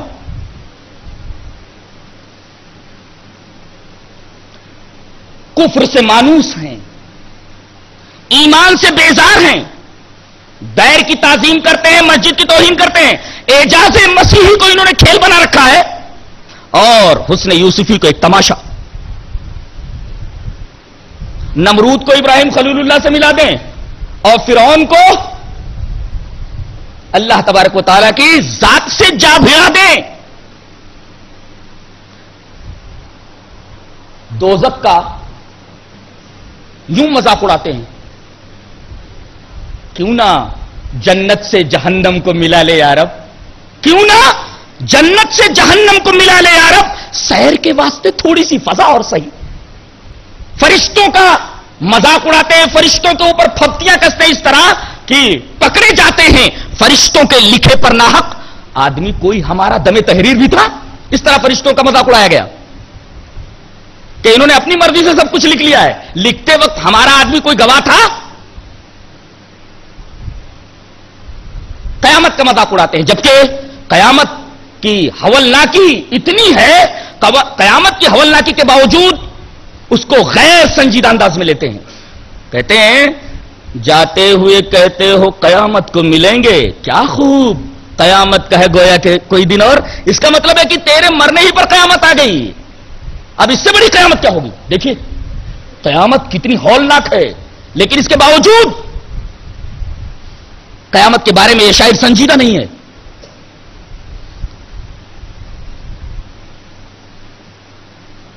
یہ شاعر شیطانی ہے. شاعر رحمانی کسے کہتے ہیں؟ الا الذین آمنوا وعملوا الصالحات، جو لوگ ایمان لائے اور نیک عمل کیا، یہ شاعر رحمانی ہوتے ہیں. یہ حضرت حسان ابن ثابت رضی اللہ تعالیٰ عنہ کی طرح ہیں کہ نبی کریم صلی اللہ علیہ وسلم ان سے کہتے تھے کہ کفار اور مشرکین نے جو اسلام کی توہین میں، کفار اور مشرکین نے میری توہین میں، کفار اور مشرکین نے دین کی توہین میں جو شعر کہے ہیں، جو اشعار کہے ہیں، حسان ابن ثابت تم ان کا جواب دو. تو حسان ابن ثابت یہ شاعر رحمانی ہیں. نبی کریم صلی اللہ علیہ وسلم نے انہیں شعر گوئی کی اجازت دی اور باقاعدہ اسلام کی طرف سے دفاع کرنے کے لیے ان سے شعر کہلوائے. تو جو شعر اسلام کی دفاع میں کہے گئے ہوں، اسی طریقے سے مختصر انداز میں یہ سمجھ لیں کہ جو شعر و شاعری تخریبی ہے وہ ہے شیطانی شعر، اور جو شعر تعمیری ہے وہ رحمانی شعر ہے. جیسے ایک شعر دیکھو کتنا بہترین ہے، کس قدر تعمیری ہے. بولتا ہے بد نظر اٹھنے ہی والی تھی کسی کی جانب. کیا کہتا ہے؟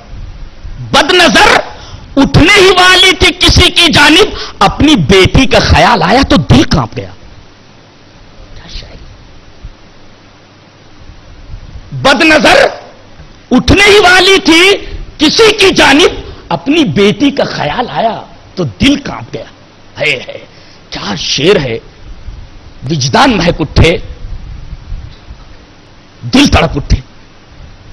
یہ شعر رحمانی ہے اور اس طریقے کے خیالات کو نظم کرنے والا، شعری قالب دینے والا شاعر رحمانی ہے. ہمارا ایک دوست ہے مالیگاؤں میں، ریٹائرڈ ٹیچر ہے، بہت عظیم الشان شاعر ہے، اقبال نذیر. کہتا ہے نور ہوتے تو ستاروں میں ٹھکانہ ہوتا. کیا بولتا ہے؟ نور ہوتے تو ستاروں میں ٹھکانہ ہوتا، درد بنتے تو کسی دل میں اتارے جاتے. گویا اس نے ایمان اور عمل صالح کو اس شعر کے اندر جمع کر دیا ہے. اللہ کے حقوق کو اور بندوں کے حقوق کو، حقوق اللہ اور حقوق العباد دونوں کو جمع کر دیا ہے، ایمان اور عمل صالح کو اس شعر کے اندر جمع کر دیا ہے۔ اللہ تبارک و تعالیٰ نے ایک جگہ ارشاد فرمایا لا تدرکہ الابصار وہو یدرک الابصار وہو اللطیف الخبیر۔ اللہ تبارک و تعالیٰ لطیف ہے، اس کی صورت نہیں بنائی جا سکتی، اس کا اسٹیچو نہیں بنایا جا سکتا، اس کو کوئی تصویر کی شکل نہیں دی جا سکتی، آنکھیں اسے نہیں دیکھ سکتی۔ اقبال نذیر کہتا ہے کہ ہیتے چشمے تصور میں تو آنے سے رہا، ہیتے چشمے تصور میں تو آنے سے رہا، دستعیم کا تیری تصویر بنانے سے رہا۔ یعنی تو تصور میں آ ہی نہیں سکتا، تو ہاتھ میرے تیری تصویر کیسے بنا سکتے؟ کتنی پیاری بات کہی اس نے۔ ایسے ہی عظیم الشان شاعر اور بھی ہے مالیگاؤں کا، پروفیسر اشفاق انجم، یہ ریٹائرڈ پروفیسر ہیں اور اچھے شاعر ہیں۔ دیکھیں ان کا ایک شعر کتنا خوبصورت ہے، دیکھ ستون دار کو دیمک چاٹ گئی، کیا بولتا ہے؟ دیکھ ستون دار کو دیمک چاٹ گئی، شاید کوئی سچ نہیں بولا عرصہ گزرا۔ کہتا یہ ہے کہ جو بھی سچ بولتے ہیں، جو بھی سچ کے نقیب ہوتے ہیں، ان کے سر پر تو صلیب ہوتی ہی ہے۔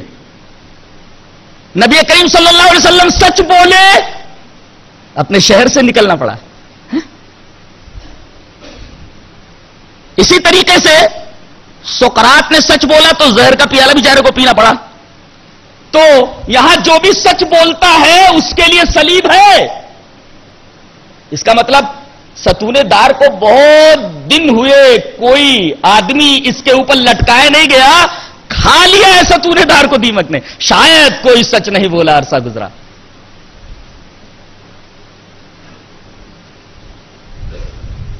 آج کل عدل اور انصاف معدوم ہے، عدل کی بے بسی، عدل کی محرومی کے اوپر بہت اچھا کہا ہے پروفیسر اشفاق انجم نے کہ فیصلے سچ کے حق میں ہوتے ہیں، میں ابھی تک کسی گمان میں تھا۔ فیصلے سچ کے حق میں ہوتے ہیں، میں ابھی تک کسی گمان میں تھا۔ یعنی اب عدل بدل نہیں رہ گیا، کہیں انصاف نہیں رہ گیا ہے۔ اسی طریقے سے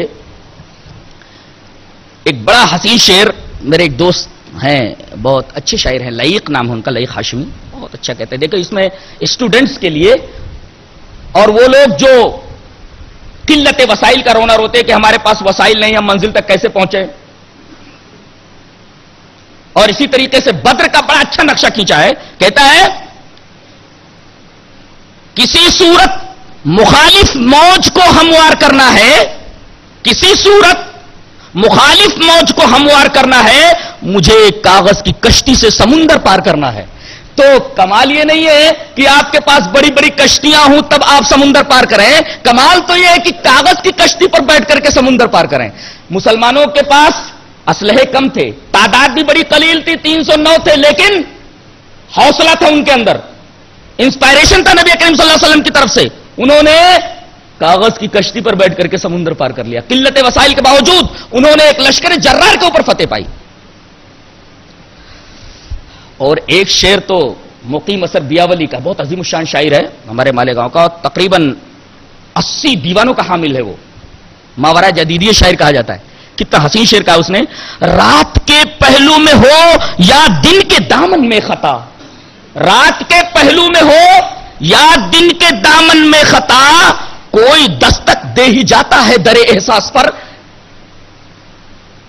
قرآن حکیم نے کہا ہے کہ انسان جب گناہ کرنے کے لیے چلتا ہے یا گناہ کر لیتا ہے تو اندر سے کوئی بولتا ہے گناہ کرتے ہوئے، اے گناہ مت کرنا، اور جب گناہ کر لیتا ہے تو اندر سے کوئی بولتا ہے تو نے جو کیا بہت برا کیا۔ قرآن حکیم اس بولنے والے کو نفس لوامہ کہتا ہے، اور اللہ تعالیٰ نے سورہ قیامہ کے اندر اسی نفس لوامہ کو قیامت کے وجود کی دلیل بنایا ہے۔ اللہ فرماتا ہے لا اقسم بیوم القیامہ ولا اقسم بالنفس اللوامہ، قسم ہے، قیامت کی قسم ہے نفس لوامہ کی۔ یہاں قیامت کا ذکر کرنے کے بعد نفس لوامہ کی قسم کیوں کھائی گئی؟ اشارہ اس بات کی طرف ہے کہ دیکھو جب تم گناہ کرتے ہو تو دیکھو اندر سے کوئی بولتا ہے نا کہ تم نے غلط کیا، گویا تمہارے جسم کے اندر ایک چھوٹی سی عدالت ہے، اس عدالت کے اندر ایک جج بیٹھا ہوا ہے جس کو نفس لوامہ کہتے ہیں، وہ تمہاری برائی کے اوپر تمہیں ٹوکتا ہے۔ جب تمہارے جسم کے اندر ایک چھوٹی سی عدالت ہے، اس کے اندر ایک جج بیٹھا ہوا ہے، تو اس بات کا انکار کیوں کرتے ہو کہ ایک بڑی عدالت ہو اور اس بڑی عدالت کا ایک جج ہو اور وہاں فیصلہ کیا جائے تمہارے حق میں؟ کتنی اچھی بات ہے، کتنی جاندار بات کہی گئی۔ ان 4 آیتوں کے اندر شعر و شاعری کے اوپر اتنا کچھ کہا گیا ہے کہ اس سے زیادہ کچھ کہا نہیں جا سکتا۔ ایک لاسٹ اور آخری محاکمہ ہے۔ اس کے بعد سورہ نمل شروع ہوتی ہے۔ ایک بہت ہی عجیب اعتراض اور اس کا جواب۔ حضرت موسیٰ علیہ السلام کوہ طور پر پہنچتے ہیں، دیکھتے ہیں کہ ایک درخت ہے، اس درخت کے ارد گرد ایک روشنی رقص کر رہی ہے، روشنی گھوم رہی ہے۔ اسی روشنی میں سے آواز آتی ہے، یا موسیٰ انی انا اللہ العزیز الحکیم۔ سوال یہ ہے کہ روشنی میں سے آواز آ رہی تو اللہ کیا اس روشنی میں ہے؟ بعض صوفی یہ کہتے ہیں کہ اللہ ہر چیز میں حلول کیے ہوئے اور دلیل کیا دیتے ہیں کہ دیکھو وہاں درخت جو کوہ طور پر تھا، اس درخت کے ارد گرد جو روشنی رقص کر رہی تھی، اسی روشنی میں سے آواز آ رہی تھی، یا موسیٰ انی انا اللہ العزیز الحکیم، اے موسیٰ میں اللہ ہوں۔ تو دیکھو اللہ حلول کر گئے آگ کے اندر، تو کیوں نہیں مانتے ہو کہ اللہ ہر چیز کے اندر حلول کیے ہوئے ہے؟ یہ دلیل ہے صوفیہ کی۔ جواب اس کا یہ ہے کہ یہ اعتراض اور اس طریقے کا استدلال اس آیت کریمہ سے باطل ہے، اس لیے کہ اگر آگ سے آواز آ رہی ہے تو ضروری نہیں کہ اللہ اس میں سمایا ہوا ہو۔ اس دور میں اس کا سمجھنا تو بہت ہی آسان ہے کہ ٹیلی ویژن کے اوپر جو بولنے والا نظر آتا ہے ٹیلی ویژن میں تھوڑی ہوتا ہے۔ جب آدمی آئینہ دیکھتا ہے تو آئینے میں اس کی صورت دکھتی ہے کہ نہیں، لیکن آئینے میں ہے وہ نہیں۔ جب آئینے میں صورت نظر آتی ہے اور وہ صورت اس آئینے میں نہیں ہوتی، ٹیلی ویژن کے اوپر جو تصویر آتی ہے وہ ٹیلی ویژن میں نہیں ہوتی، اسی طریقے سے کہا جائے گا کہ آگ کے اندر سے جو آواز آ رہی تھی وہ اسی طریقے سے تھی جیسے ایک آلے کے طور پر، جیسے ٹیلی ویژن ہوتا ہے، آواز دینے والا کہاں سے آواز دے رہا ہے؟ عرش پر سے۔ الرحمن علی العرش استوى، رحمان عرش کے اوپر مستوی ہے، آواز وہیں سے آ رہی تھی۔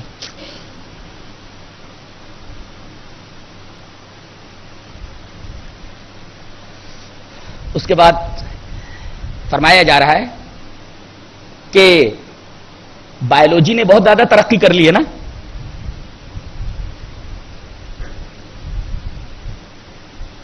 زوولوجی کافی ڈیولپ ہو چکی ہے، علم النباتات کافی ڈیولپ ہو چکا ہے، لیکن کیا چیونٹی کی زبان کوئی سمجھتا ہے؟ نہیں۔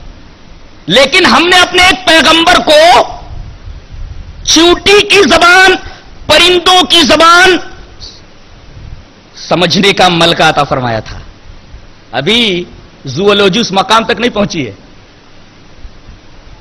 چیونٹی کی رانی کا ایک واقعہ بیان کیا جا رہا ہے کہ حضرت سلیمان علیہ السلام لشکر لے کر کے ایک وادی سے گزر رہے ہیں، فوراً چیونٹیوں کی رانی کہنے لگی کہ یا ایھا النمل ادخلوا مساکنکم لا یحطمنکم سلیمان وجنودہ وهم لا یشعرون۔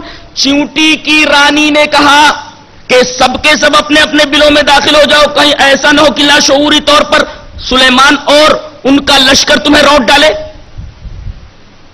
پہلی بات تو یہ معلوم ہے کہ حضرت سلیمان علیہ السلام نے چیونٹی کی بات سمجھ لی۔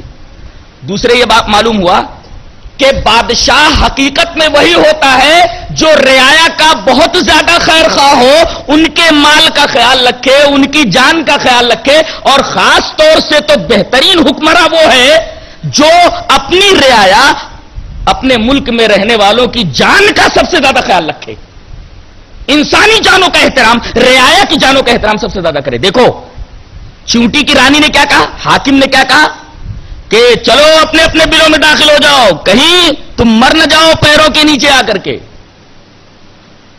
پنجاب یونیورسٹی کے اندر 8ویں کی کتاب کے اندر لکھا ہوا ہے کہ یہ عجیب و غریب اللہ کی چھوٹی سی مخلوق ہے کہ یہ اپنے اور غیروں میں تمیز کرتی ہے. اپنے کون ہے، غیر کون ہے.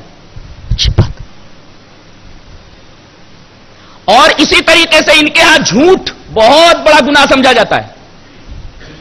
اسی طرح یہ مردوں کا باقاعدہ اپنے جنازہ نکالتی ہیں اور مردوں کو دفن کرتی ہیں. ان کے جھوٹ کے تعلق سے ایک واقعہ میں نے کہیں پڑھا کہ ایک صاحب نے ایک جگہ شکر کا ایک دانہ رکھ دیا. چیونٹی آئی، شکر کے دانے کو چھو کر کے بھاگتی چلی گئی. انہوں نے دیکھا کہ 2 چیونٹیاں آ رہی ہیں. فوراً انہوں نے دانہ زمین پر سے اٹھا لیا. وہ چیونٹی جب دوسری چیونٹی کے اندر کے ساتھ آئی تو دیکھا وہاں کچھ نہیں ہے. دونوں چیونٹیاں چلی گئیں. تھوڑی دیر کے بعد وہ پہلی چیونٹی پھر آتی ہے، دانہ پھر رکھ دیتے ہیں. پھر وہ بھاگتی ہوئی جاتی ہے. پھر 3-4 چیونٹیاں آتی ہیں. پھر یہ دانہ اٹھا لیتے ہیں. پھر وہ 3-4 چیونٹیاں واپس چلی جاتی ہیں. پھر یہ دانہ زمین پر رکھ دیتے ہیں. اس کے بعد بہت ساری چیونٹیاں آتی ہیں. یہ دانہ پھر اٹھا لیتے ہیں. اور بہت ساری جو چیونٹیاں ہوتی ہیں وہ پہلی والی چیونٹی کا قتل کر دیتی ہیں. فوراً اس کی گردن کاٹ دیتی ہیں. مرا چھوڑ کر کے وہاں سے چلی جاتی ہیں. پتہ یہ چلا کہ یہ ایسی مخلوق ہے جس کے ہاں جھوٹ کی کوئی گنجائش نہیں ہے. جھوٹ ان کے ہاں اتنا بڑا پاپ ہے کہ اس کی سزا سوائے قتل کے اور کچھ نہیں ہے. اللہ تبارک و تعالی نے اسی مخلوق کے نام سے اس سورہ کا نام رکھا ہے، سورہ نمل. نمل مینس چیونٹی، اینٹ.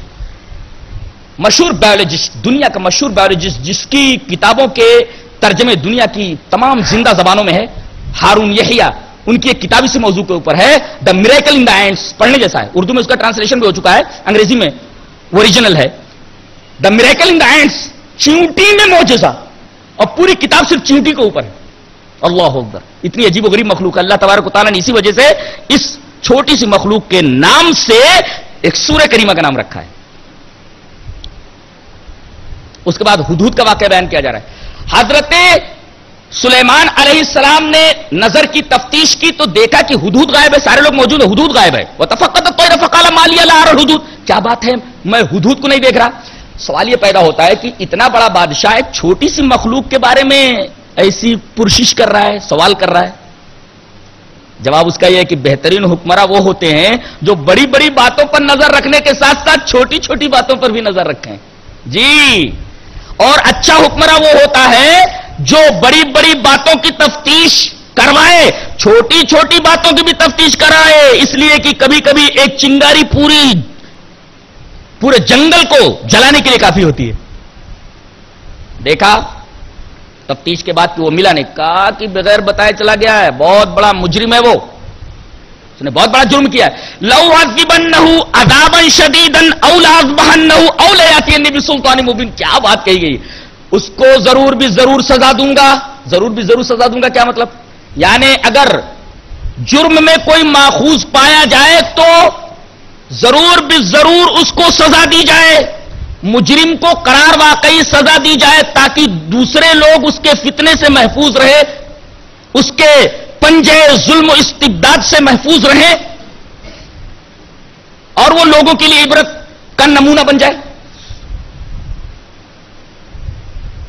دوسرے عذاباً شدیدہ کہا گیا، یعنی جرم اگر چھوٹا ہے تو چھوٹی سزا دی جائے، جرم اگر بڑا ہے تو بڑی سزا دی جائے. او لأذبحنہ، یا میں اس کو ذبح کر دوں گا. بتایا گیا کہ ایک جرم ناقابل معافی ہوتا ہے، پھانسی دے دی جائے اس کو. او لأذبحنہ، جو چھوٹے جرم پر سزا دی جائے ضرور دی جائے، بڑے جرم کے اوپر سزا دی جائے ضرور دی جائے. کوئی جرم ناقابل معافی ہوتا ہے اسے معاف نہ کیا جائے، پھانسی دے دی جائے. او لأذبحنہ، یا میں اس کو ذبح کر دوں گا. او لیاتینی بسلطان مبین، یا کوئی کھلی ہوئی دلیل لائے.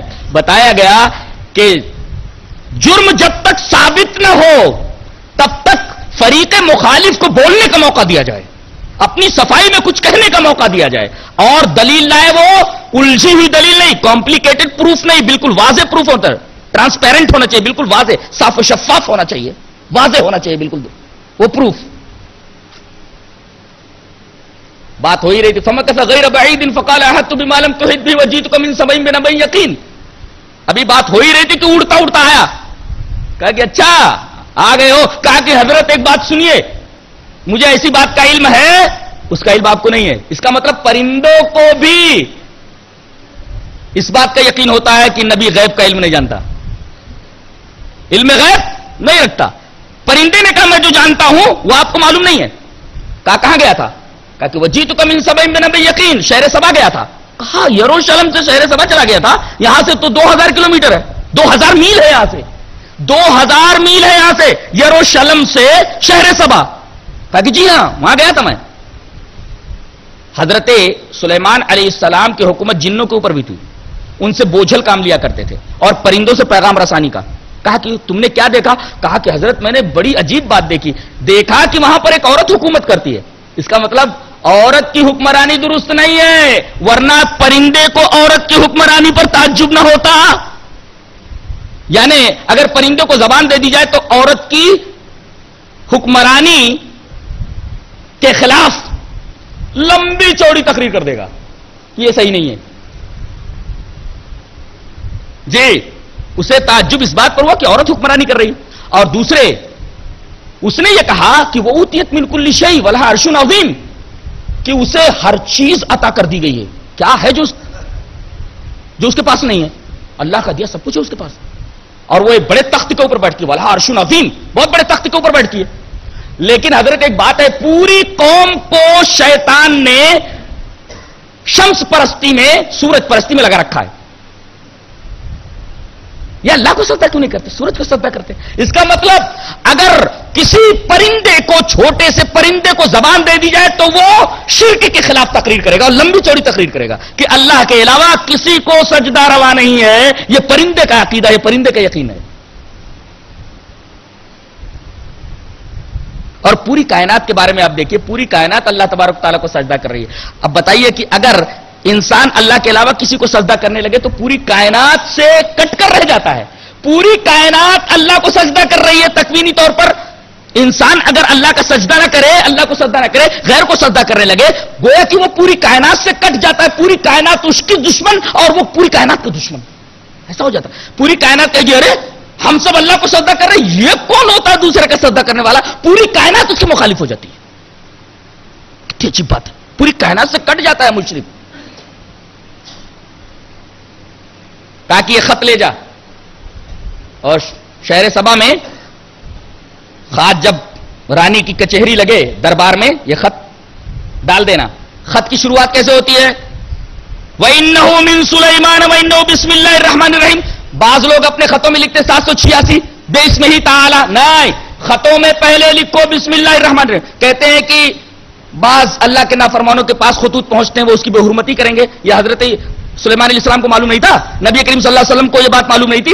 آپ جب شاہان عالم کو خط لکھتے تھے تو بسم اللہ الرحمن الرحیم کے ساتھ لکھتے تھے، 786 نہیں لکھتے تھے. نمبرات کا کوئی بھی تصور اسلام کے اندر نہیں ہے. اگر بسم اللہ الرحمن الرحیم کے نمبرات 786 ہے تو بتائیے کہ 786 کے وہی اثرات ہیں جو بسم اللہ الرحمن الرحیم کے ہیں. بسم اللہ الرحمن الرحیم پڑھیں گے تو ہر حرف پر آپ کو 10 نیکی ملے گی، اور 786 پر 92. یہ محمد صلی اللہ علیہ وسلم کا نمبر نکالا گیا ہے. تو کیا درود شریف میں ایسا پڑھ سکتے اللہم صلی علی 92 وعلی آل 92؟ چلے گا؟ ابے محمد کی جگہ اگر 92 لینے لیا ہے تو ایسا ہونا چاہیے کہ اللہم صلی علی 92 وعلی آل 92. اس کا مطلب یہ ہے کہ نمبرات جو کسی لفظ کے نکالے جاتے ہیں وہ بیڑی لفظ کا مفہوم نہیں ہوتے. اسی وجہ سے جب خط لکھو تو پہلے بسم اللہ الرحمن الرحیم، پھر کاتب کا نام، پھر مکتوب ہے جس کے نام آپ خط لکھ رہے ہیں، پہلے بسم اللہ الرحمن الرحیم، پھر رائٹر کا نام، پھر جس کی طرف آپ نے خط لکھا ہے مکتوب ہے کی طرف اس کا نام لکھیے. خط پہنچا، میٹنگ بٹھا دی اس نے فوراً. بہت ہوشیار عورت تھی. افتونی فی امری یا ایھا الملأ افتونی فی امری ما کنت قاطعۃ امرا حتی تشہدون. جب تک کہ تم مجھے مشورہ نہ دو میں کوئی قطعی فیصلہ نہیں کر سکتی. اس کا مطلب یہ ہے کہ بادشاہ کو چاہیے کہ بڑے بڑے IAS آفیسران اور بڑے بڑے ذیشان لوگوں سے کسی مشکل اور امر دشوار کے تعلق سے پہلے رائے لے لیں، اس پر غور و فکر کر لیں، تب کوئی فیصلہ کریں. ہاں، سب کی رائے سننے کے بعد فائنل اتھارٹی بادشاہ کو ہوتا ہے. یہ تو ہے. انہوں نے کیا کہا؟ قالوا نحن اولو قوت و اولو باس شدید، ہمارے پاس افرادی قوت بھی ہے اور اسلحے کی طاقت بھی ہے. اس کا مطلب لڑنے کے لیے دو چیزیں ضروری ہیں، ایک تو افراد ہونے ضروری ہے طاقتور، اور دوسرے اسلحہ ہونا ضروری ہے. طاقت بھی نہ ہو اسلحہ بھی نہ ہو، اپنے آپ کو ہلاکت میں ڈالنے کے مرادف ہے. ہر چیز کا ایک سسٹم ہوتا ہے، بغیر سسٹم کے کیسے لڑائی ہو سکتی ہے؟ یہاں ملکہ سبا نے، بلقیس نے پہلے مشورہ چاہا، اور جب انہوں نے کہا کہ ہمارے پاس طاقت بھی ہے افرادی اور اسلحے کی، تو اس نے کہا نہیں، یہ جو خط آیا ہے کسی عظیم الشان شخص کی طرف سے آیا ہے، کہیں ایسا نہ ہو کہ حملہ کر دے اور ہمارا پورا شہر کھنڈرات میں تبدیل ہو جائے. بہرحال وہ تحفہ بھیجتی ہے قاصد کے ہاتھوں. جب قاصد وہاں پہنچتا ہے تو حضرت سلیمان علیہ السلام دربار میں ہیں، کہتے ہیں کہ دیکھو یہاں سے 2000 میل کے فاصلے پر شہر سبا ہے اور میں یروشلم میں ہوں، یہاں ہوں. کون ہے جو ملکہ سبا کے تخت کو جلد سے جلد میرے دربار میں لے آئے؟ تو قال عفریت من الجن انا آتیک بہ قبل ان تقوم من مقامک. تو جن میں سے جو عفریت ہوتا ہے بہت طاقتور ہوتا ہے، ایک پیر ایک بر اعظم میں، دوسرا پیر دوسرا بر اعظم رکھ دے، اتنی قوت ہوتی ہے اس کے پاس. اس نے کہا کہ میں دربار برخاست ہونے سے پہلے ملکہ بلقیس کا تخت 2000 میل سے یہاں لے آؤں گا دربار میں. قال الذی عنده علم من الکتاب، کہا اس آدمی نے جس کے پاس کتاب کا علم تھا کہ بہت دیر ہو جائے گی دربار برخاست ہونے میں، میں پلک جھپکتے ہی 2000 میل سے وہ تخت یہاں لے آؤں گا. انا آتی کبھی قبل ان یرتد الیک کی طرف، پلک جھپکنے کے پہلے لے آؤں گا. دیکھیے پہلے یہ بات مشرکین مکہ کو عجیب لگی ہوگی کہ 2000 میل کے فاصلے سے تخت کیسے آ گیا. آج جو ہوتے تو ان کو تعجب نہیں ہوتا کہ ہزاروں میل کے فاصلے سے آواز کیسے آ جاتی ہے آدمی کے موبائل میں، ہزاروں میل کے فاصلے سے آدمی کی تصویر کیسے آ جاتی ہے. ٹھیک ہے، مادی چیز ابھی منتقل نہیں ہو رہی ایک جگہ سے دوسری جگہ کی طرف، لیکن ایک بات بولتا ہوں میں کہ انرجی کے علاوہ میٹر کو انرجی میں تبدیل کر کے آگے بڑھانے کی کوشش کی جا رہی ہے. میرا خیال ہے 1 کلومیٹر کا فاصلہ طے کر لیا گیا ہے، سائنسدانوں نے 1 کلومیٹر کا فاصلہ طے کر لیا ہے. مادی چیز فوری طور پر ایک جگہ سے دوسری جگہ منتقل ہو جائے، ابھی سائنس اس مقام تک نہیں پہنچی، کوشش جاری ہے. یہاں دیکھیے پورا تخت 2000 میل کے فاصلے سے چشمے زدن میں دربار میں آ گیا. کون سا علم تھا؟ وہ آدمی کون تھا؟ قرآن حکیم نے اس کی کوئی صراحت نہیں کی. اللہ اکبر، وہ علم اس دنیا سے چلا گیا ہے. غور و فکر جاری ہے. قرآن حکیم ہم سے زیادہ مستشرقین پڑھتے ہیں، غیر پڑھتے. دیکھو کیسی تحقیق ہوئی ہے کہ جب ایک تخت 2000 میل کے فاصلے سے پلک جھپکتے یہاں آ سکتا تو آواز کیوں نہیں آ سکتی، تصویر کیوں نہیں آ سکتی؟ غور ہو رہا ہے. اور جس قوم کو یہ کتاب دی گئی تھی وہ خواب خرگوش کے مزے لے رہے. سائنس میں یہ پیچھے ہے، ٹیکنالوجی میں یہ پیچھے ہے، دنیا کے علوم میں یہ پیچھے. کہاں قرآن نے کہا کہ دنیاوی علوم نے سیکھو؟ ایک ہاتھ میں قرآن اور دوسرے ہاتھ میں دنیاوی علوم ہوں تمہارے. پھر اس کے بعد ملکہ بلقیس کو، ملکہ سبا کو بلایا گیا. تخت میں تھوڑی سی ترمیم کر دی گئی. اس کے بعد جب ملکہ آئی تو کہا کہ یہ تمہارا تخت ہے، احاکنا عرشک، یہ تمہارا ہی تخت ہے. قالت کانہ، لگتا تو وہی ہے، لگتا تو وہی ہے. چونک گئی وہ، اور اس نے سمجھ لیا کہ یہ کوئی معمولی بادشاہ نہیں ہے، لگتا ہے کہ یہ سچ مچ اللہ کی طرف سے مقرر کیا ہوا کوئی بہت برگزیدہ بندہ ہے. لیکن وہ ایمان نہیں لائی، کفر کے اوپر ہی تھی. اس کی غلط فہمی کو رفع کرنے کے لیے حضرت سلیمان علیہ السلام نے ایک اور کام کیا. کیا؟ صرح ممرد من قواریر، آپ کا محل جو ہے شیشے کا بنا ہوا تھا اور فرش شیشے کا تھا، پتہ نہیں کس انداز کا تھا. تو جب محل میں داخل کرنے کے لیے کہا گیا تو وہ اس فرش کے اوپر جب آئی جو شیشے کا تھا تو اس نے اپنے پائچے چڑھانے شروع کر دیے. وہ سمجھی کہ یہ پانی ہے. در حقیقت ایسا دکھلا کر کے، ایسا منظر پیش کر کے حضرت سلیمان علیہ السلام کو، ملکہ سبا کو یہ تاثر دینا تھا کہ سورج کی چمک کو دیکھ کر کے اس کو معبود نہ سمجھو، جس طرح یہاں شیشے کی چمک کو دیکھ کر کے تم نے پانی سمجھ لیا ہے. تمہارا حال یہی ہے کہ سورج کی چمک کو دیکھ کر کے تم دھوکے میں پڑ گئی کہ وہ معبود ہے. ایسا نہیں ہے جیسے اس شیشے کی چمک کو دیکھ کر کے تم سمجھی کہ پانی ہے پانی نہیں، یہ دھوکہ ہے. ایسے ہی سورج کی روشنی کو دیکھ کر کے اسے معبود مت سمجھو.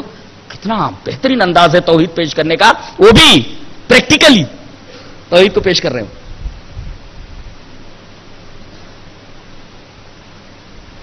اس کے بعد آخری بات کہی جا رہی ہے.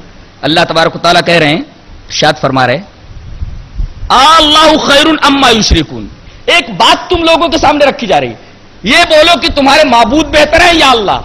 کٹے سے کٹا کافر بھی، کٹے سے کٹا سرکش بھی، کٹر سے کٹر اللہ کا نافرمان بھی یہ نہیں کہہ سکتا کہ ہمارے یہ معبود بہتر ہیں اللہ سے.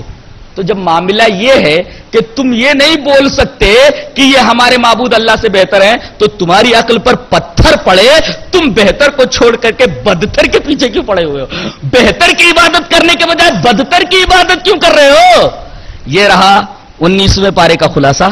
اللہ تبارک و تعالی ہمیں نیک عمل اور اچھی سمجھ کی توفیق عطا فرمائے. وآخر دعوانا الحمدللہ رب العالمین.